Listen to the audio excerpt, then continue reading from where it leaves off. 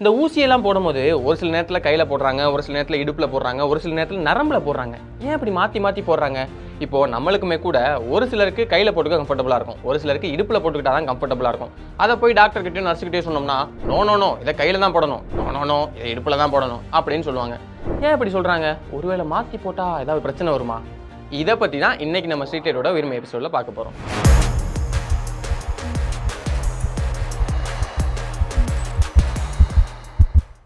நம்ம சேனலை ரெகுலராக ஃபாலோ பண்ணுறவங்களுக்கு நீ ஏன்டா உயிர்மையில் வந்து பேசிகிட்டு இருக்க, ஹரி எங்க அப்படிங்கிற கேள்வி வரலாம். என்ன விஷயம்னா, ஹரிகரன் வந்து இப்போ லீவில் இருக்கார். அவர் வர வரைக்கும் தான் நான் இதை பண்ண போகிறேன். கூடிய சீக்கிரத்திலே அவர் வந்துடுவார். ஓகே, இப்போ மெயின் விஷயத்துக்கு வருவோம். என்னென்னா, மனித உடம்புல ஊசி போடுறதுல நிறைய வகைகள் இருக்குது. அதில் அதிகமாக பின்பற்றக்கூடிய வகைகள்னு ஒரு 4 இருக்குது. Intravenous injection, intramuscular injection, subcutaneous injection, intradermal injection. இதில் முதல்ல அந்த இன்ட்ராவீனஸ் இன்ஜெக்ஷனை பார்ப்போம். இப்போது நம்ம உடல் முழுக்க ரத்த குழாய்கள் இருக்கு இல்லையா, அதில் 2 வகை இருக்குது. முதல்ல இருக்கக்கூடியது இதயத்திலிருந்து பம்ப் ஆகி அந்த ரத்தத்தெல்லாம் உடல் முழுக்க எடுத்துகிட்டு போகக்கூடிய ரத்த குழாய்கள். இதுக்கு ஆர்டரி, அதாவது தமிழில் தமனி அப்படின்னு பேர். அடுத்தது உடல் முழுக்க இருந்து ரத்தத்தை இதயத்துக்கு எடுத்துகிட்டு போகக்கூடிய ரத்த குழாய்கள். இதுக்கு வெயின், அதாவது சிரைன்னு பேர். இதில் இந்த ஆர்டரி எடுத்துக்கிட்டோம்னா ஹார்ட், அதாவது இதயம் ரொம்ப அதிகமாக பம்ப் பண்ணி அந்த ரத்தத்தை எல்லாம் வெளியே ஏற்றுது இல்லையா, அதனால ஆர்டரி வழியாக போகக்கூடிய ரத்தம் எல்லாமே அதிகமான அழுத்தத்தில் போகும். அதனால் அது பாதுகாப்பாக இருக்கணும் அப்படிங்கிறதுனால உடலோட உட்புறத்தில் தான் எல்லாமே இருக்கும், நம்மளால் மேலோட்டமாக எதையும் பார்க்க முடியாது. ஆனால் அதுவே வெயின் எடுத்துக்கிட்டோன்னா இதில் உடல்ல இருந்து தானே அங்கே ரத்தம் போகுது இதயத்துக்கு, அதனால் இது அதிகமான அழுத்தத்தில் ரத்தம் போகாது. இந்த வெயின் ரத்த குழாய்கள் எல்லாமே நம்ம தோலோட கீழ்ப்புறத்திலே இருக்கும். இப்போ நம்ம கையெல்லாம் புடச்சிருக்கும் போது அப்படியே அந்த நரம்புலாம் தெரியும் இல்லையா, இது எல்லாமே வெயின் ரத்த குழாய்கள் தான். இந்த இன்ட்ராவீனஸ் இன்ஜெக்ஷனை இந்த வெயின் ரத்த குழாய்களில் தான் அவங்க போடுவாங்க. எந்த மருந்தெல்லாம் உடனடியாக உடல் முழுக்க போய் கலக்கணுமோ அது எல்லாத்தையுமே வெயின்ஸ் மூலமாக தான் போடுவாங்க.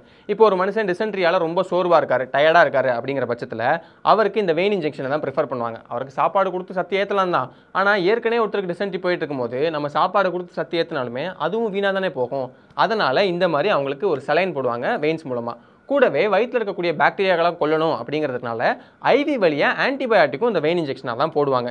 இப்படி வெயின்ஸ் மூலமாக போடுறதுனால என்ன நடக்குதுன்னா, நம்ம ஏற்கனவே என்ன பார்த்தோம், வெயின்ஸ்லேருந்து எல்லாமே இதயத்துக்கு தான் போகுது அப்படின்னு பார்த்தோம் இல்லையா. அப்போது அந்த வெயின் வழியாக நம்ம ஒரு ஊசியை போடுறோம் அப்படின்னா அந்த மருந்து இதயத்துக்கு போய் இதயத்திலேருந்து தேவையான உடல் பாகங்களுக்கு எல்லாம் போய் சேர்ந்துடும். அடுத்தது இன்ட்ராமஸ்குலர் இன்ஜெக்ஷன். நம்ம உடம்புல தசை பகுதிகள் அதிகமாக இருக்கக்கூடிய பாகங்களில் அங்கே உள்ள தசைகளில் தான் இதை போடுவாங்க. பட்டெக்ஸில், இடுப்பில், கையில், தொடையில், இந்த மாதிரி பாகங்களில் தான் இதை போடுவாங்க. இப்போது இன்ட்ராவீனஸ் இன்ஜெக்ஷன் என்ன பார்த்தோம், டக்குன்னு உடம்புல போய் சேரணும் அப்படின்னா அதை வந்து வெயின்ஸ் வழியாக போடுவாங்கன்னு பார்த்தோம் இல்லையா. அந்த மாதிரி வேகமாக போய் சேராமல் கொஞ்சம் மெதுவாகவே போய் சேரலாம், பிரச்சனை இல்லை அப்படிங்கிற மாதிரியான மருந்துகள் எல்லாத்தையுமே இப்படி தசை வழியாக தான் போடுவாங்க. ஆன்டிபயோட்டிக்ஸ், வேக்சின், ஹார்மோன் இன்ஜெக்ஷன், இந்த மாதிரியான மருந்துகள் எல்லாத்தையுமே தசை வழியாக தான் போடுவாங்க.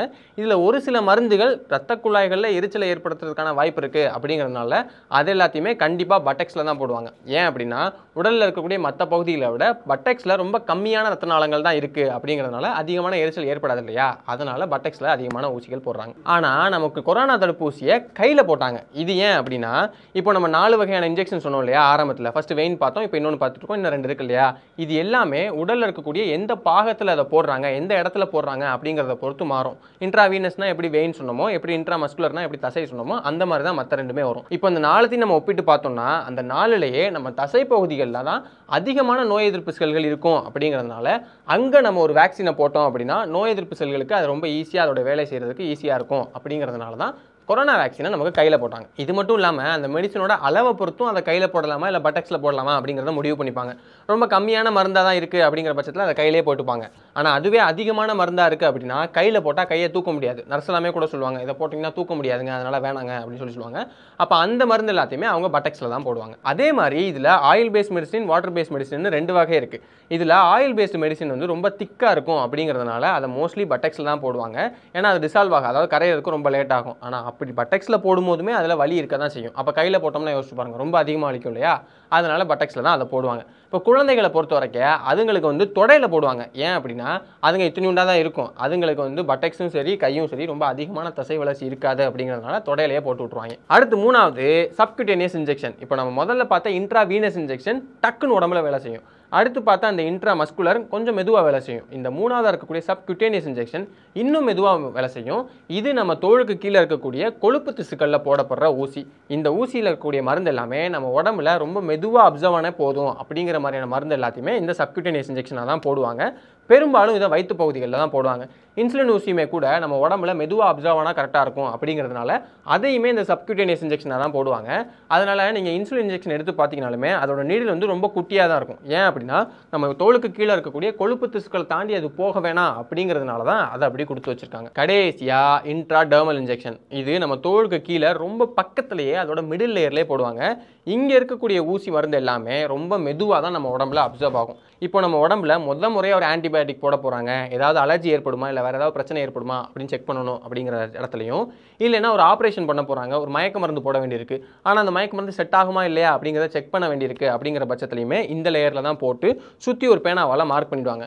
அதுக்கப்புறமா இந்த இடத்துல செவந்து போகிறது இல்லை ஏதாவது அலர்ஜி ஏற்படுறது அந்த மாதிரி பிரச்சனைகள்லாம் வந்துச்சு அப்படின்னா அதுக்கப்புறம் அந்த மருந்து வேணாம் அப்படின்னு சொல்லி வேறு மருந்து அவங்க டிசைட் பண்ணிவிடுவாங்க. இப்போ இந்த இடத்துல போகிறதால இந்த பிரச்சனை ஏற்படாதா அப்படின்னு கேட்டிங்கன்னா முதல்ல ரொம்ப கம்மியான மருந்து தான் போடுவாங்க.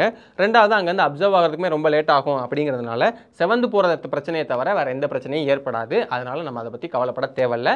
இதுதான் இன்ட்ராடெர்மல் இன்ஜெக்ஷன். இப்படி உங்களுக்கு என்ன ஊசி போடுறாங்க, என்ன அளவில் போடுறாங்க, என்ன வகையில் போடுறாங்க, எதுக்காக போடுறாங்க, யாருக்காக போடுறாங்கங்கிற நிறைய விஷயங்களை பொறுத்து எந்த இடத்துல போட போறாங்க அப்படிங்கறத தீர்மானிப்பாங்க. அதனால நாமளா போய் ஒரு ஃபார்மசில இந்த மருந்தை கொடுங்க இந்த ஊசியை கொடுங்கன்னு வாங்கிட்டு வந்து ஏதோ ஒரு இடத்துல போட்டுக்கிறது சரியே கிடையாது. அது மட்டும் இல்லாம ஒரு ஹாஸ்பிட்டலுக்கு போகும்போது எனக்கு கையில போடாதீங்க இடுப்புல போடாதீங்க அப்படின்னு சொல்லி அவங்கள்ட்ட சண்டை போடாதீங்க. ஏன்னா டாக்டருக்கும் நர்ஸுக்கும் நல்லா தெரியும் எந்த ஊசி எங்க போட்டா நல்லது அப்படிங்கிறது. அதையும் மீறி நீங்க ஒருவேளை சண்டை போட்டு இல்லை இங்கே போடாதீங்க எனக்கு இடுப்புல போட்டால் அன்கம்ஃபர்டபுளாக இருக்க கையில் தான் போடணும் அப்படின்னு சண்டை போட்டு அப்படி வேறு வழி இல்லாமல் அவங்க போகிறதுக்கு எல்லா வாய்ப்புமே இருக்குது. அப்படி போட்டாங்கன்னா அவங்களுக்கு எந்த பிரச்சனையும் இல்லை, நமக்கு தான் எந்த எல்லா பிரச்சனையும் வரும், நமக்கு தான் பின்விளைவுகள் ஏற்படும். அதனால் இந்த ஊசி போடுற விஷயத்தில் டாக்டர்ஸ்கிட்டயோ நர்ஸ்கிட்டயோ போய் சண்டை போடாதீங்க. அவங்களுக்கு தெரியும் நமக்கு எது போட்டால் நல்லது அப்படின்னு சொல்லிட்டு. அதே மாதிரி நமக்கு நேற்று இந்த பக்கம் போட்டிங்க டாக்டர் இன்றைக்கி இந்த பக்கம் போடுங்க அப்படின்னு சொல்கிறதுல எந்த தப்புமே கிடையாது. ஏன்னா மோஸ்ட்லி டாக்டர்ஸே நேற்று இங்கே போட்டிங்கல்ல அதனால் நீங்கள் இந்த பக்கம் போட்டுங்க அப்படின்னு சொல்லி அவங்களே சொல்லிடுவாங்க. அதை கேட்குறதுல எந்த தப்புமே கிடையாது. இந்த மாதிரி போய் சண்டை போடுறது தான் மிகப்பெரிய சிக்கலை போய் ஏற்படுத்தும். அதனால் அந்த விஷயத்தை யாருமே பண்ணாதீங்க.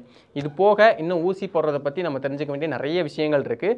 அதை மோஸ்ட்லி நீங்கள் உங்களோட டாக்டர்ஸ்ட்டை கேட்டிங்கன்னா அவங்களே அவங்களுக்கு டைம் இருந்துச்சுன்னா நமக்கு சொல்லிடுவாங்க. ஏன்னா இப்போ இந்த விஷயத்தையுமே இந்த எல்லா விஷயத்தையுமே நாங்கள் எங்களோட டாக்டர்ஸ்லாம் கேட்டதுக்கப்புறம் அவங்க சொன்னதை வச்சு தான் நாங்கள் சொல்கிறோம். இதே மாதிரி இன்னும் நிறைய விஷயங்கள் சொல்ல வேண்டியிருக்கு. அதை எல்லாத்தையுமே அடுத்தடுத்த உயிர்மை எபிசோடில் நம்ம பார்ப்போம். இது போக இன்னொரு விஷயம் இருக்குது. என்னென்னா இப்போ நம்ம ஊசின்னு பேசிகிட்டு இருக்கோம் இல்லையா, இப்போ தான் ஞாபகம் வருது. நம்ம சென்னையில் இருக்கக்கூடிய கிளினிக்கல்ஸ் ஹாஸ்பிட்டலில் இருக்கக்கூடிய டாக்டர்கிட்ட பேசிக்கிட்டு இருந்தோம். அவர் கொரோனா மருந்தால் உடலில் இருக்கக்கூடிய எலும்பு பகுதிகளில் நிறைய பிரச்சனைகள் ஏற்பட ஆரம்பிக்குது. அதாவது கொரோனா ட்ரீட்மெண்ட் எடுத்தவங்களுக்கு அதுக்கப்புறமா நிறைய பிரச்சனைகள் ஏற்படுது அப்படிங்கிற விஷயத்தை பற்றி சொல்லியிருந்தாரு. அதை பற்றி நம்ம ஒரு டீட்டெயில் இன்டர்வியூவும் பண்ணியிருக்கோம். அந்த இன்டர்வியூவில் எலும்பு சம்மந்தப்பட்ட இன்னும் நிறைய என்னென்ன விஷயங்கள் பிரச்சனைகள்லாம் ஏற்படுது, அதை எப்படிலாம் சரி பண்ணலாம், இப்போ எலும்புக்கு அதாவது பெண்களுக்கு எலும்பு சம்மந்தமாக இந்த ட்ரிங்க்லாம் நீங்கள் குடிச்சிங்கன்னா நல்லது அப்படிங்கிற மாதிரி விளம்பரங்கள்லாம் போடுவாங்க இல்லையா, அது நல்லதா கெட்டதா, அந்த ட்ரிங்கை குடிக்கலாமா வேணாமா இப்படின்னு எலும்பு சம்மந்தமாக நிறைய விஷயங்கள் சொல்லியிருப்பாரு. கூடவே ஹிப் ரீப்ளேஸ்மெண்ட் அப்படிங்கிற விஷயத்தையும் நம்ம அதில் கவர் பண்ணியிருப்போம். அதாவது இடுப்பு மாற்று அறுவை சிகிச்சை அந்த விஷயத்தையும் நம்ம கவர் பண்ணியிருப்போம். இது எல்லாத்தையும் பற்றி நீங்கள் தெரிஞ்சுக்கணும் அப்படின்னு நினச்சிங்கன்னா இப்போ சைடில் ஒரு கார்டு தெரியும், அதை நீங்கள் கிளிக் பண்ணி பார்க்கலாம். அடுத்த வாரம் இன்னொரு விமர்சன எபிசோடில் சந்திக்கிறேன்.